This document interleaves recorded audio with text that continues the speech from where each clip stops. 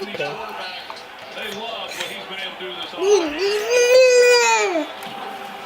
Get up.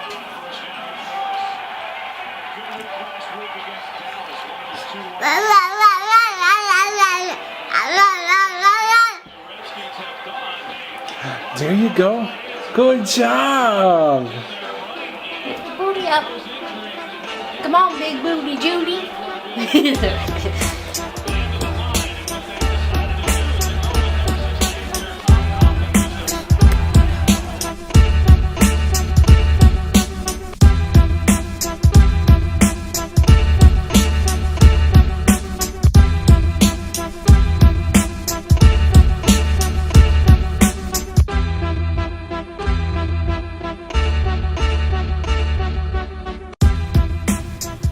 Hey guys, this is Jeremy, and last week I had a video for you guys talking about New Year's and Christmas and everything that goes on with that. I showed you guys some opening the presents and what happens in the past as far as things that we struggle with, as well as moving forward towards the future and just try to let those things go and make a new moment of things and enjoy the surprises of what's going on in your life. And in that video, there was a 2-second clip where my son was opening up his presents and playing with an Elsa doll, and someone decided to take it upon themselves to tell me how terrible of a parent I was for doing that. I spent the next 5 days making comments about how I'm not being a very good Christian because I'm mixing gender roles, and I'm not going to get into the theology of it because I don't want that to be a part of the process, even though I completely disagree with a single toy that's not of his gender that's going to make a problem. But he would watch this entire video, and the purpose of it was to continue to move forward, continue to make change, and he focused on that one thing that had nothing to do with the video and couldn't make any other comments about anything else. And I appropriately addressed it, saying, oh, thanks for the comments, I don't think this single toy would be anything, and I let it be. I just dropped it, and then he readdressed it, and I said, you know what, I don't think it's appropriate to continue discussing this because it's not what the video is about. And then he brings back even more stuff, trying to tell me I'm a hypocrite and such a terrible person. And it's interesting that this happens because we focus in on these narrow things that have nothing to do with what we're talking about. And for me, that's what trolling is. And there's a lot of trolls on the internet that just love to try to get a rise out of you in some process. And for many people, it's just they narrow in on something, they want to say terrible things to you, negative things just in general that you would never speak to someone in person, and then move on because they get a little rise out of that process for themselves, and then they want to go into the next things. And this can be extreme. We've seen it on Twitter as far as people having hate speeches and threats against their life. You see it on YouTube videos where people are just making comment after comment that's absolutely horrendous. But then there's the Christian side of things, where we have this faith, this belief in ourselves that we feel justified to make comments towards other Christians or to people that aren't Christians that we think that we are right in this process. Now, is there a gospel that is truly part of that? Yes, absolutely. But there's also this process, this understanding that we don't really understand the story behind the story. They don't know who I am. I made a 5-minute video about opening presents, shared a little bit about what's going on, haven't talked about parenting or my own beliefs in this, and yet they just still decided to make some kind of a comment in this process. The point of this vlog is to have the story behind the story, and he completely missed that process.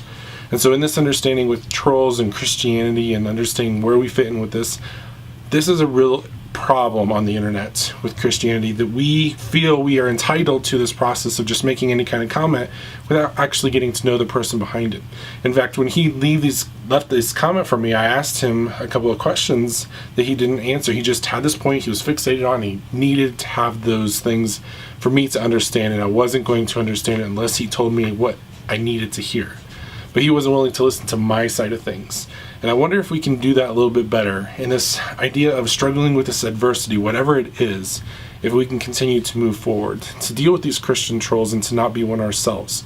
That we can have empathy and continue to recognize that there's people behind the things that we post, that we are actually listening and understanding what's going on, because that's the point of our faith, is that we are understanding who that person is. God in his infinite wisdom knows who we are even more than we know ourselves. That's one of the most miraculous things for me. When I was growing up in high school, I knew I loved computers, I knew I loved technology, and yet here I am as a counselor working with people.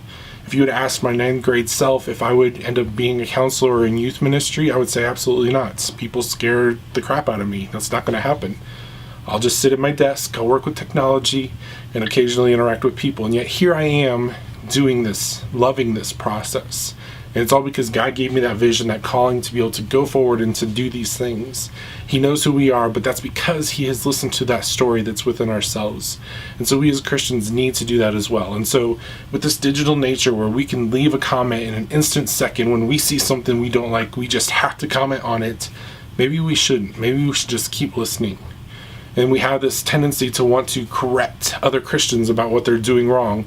But maybe instead of trying to correct initially, recognize we don't really know that person and get to know them before we offer that correction. Maybe there really is a correction that needs to be made, and I don't disagree with that process. But maybe we understand and listen and start to feel the process in living life with that person. So I encourage you guys, if you are being trolled by someone, don't feed the trolls. That's the saying. Don't give them what they want. Don't feed that narcissistic aspect of themselves, because there's sin behind that as well. But then I would also encourage you, don't be a troll to other people. To allow yourself to just live in that moment with that person, understand what their story is, and to move on from there. So I'd love to hear what you guys have to say on this, how that is. But it's with that adversity, just recognize that we continue to move forward. Whether it's out in the cold, kind of like my son, or my infants trying to learn how to crawl, there's good things that can end up out of that, whether it's the memories of making snow angels or the ability to finally get around and crawl, or just to be able to love someone else because we've listened to their story.